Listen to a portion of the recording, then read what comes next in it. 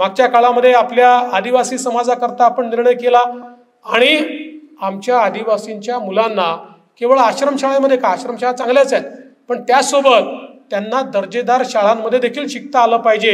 आणि म्हणून ज्या शाळांची फी 1 लाख रुपये 2 लाख रुपये आहे, अशा शाळांमध्ये देखील आमच्या आदिवासी समाजाच्या मुलांना आपण ऍडमिशन देणं सुरू केलं.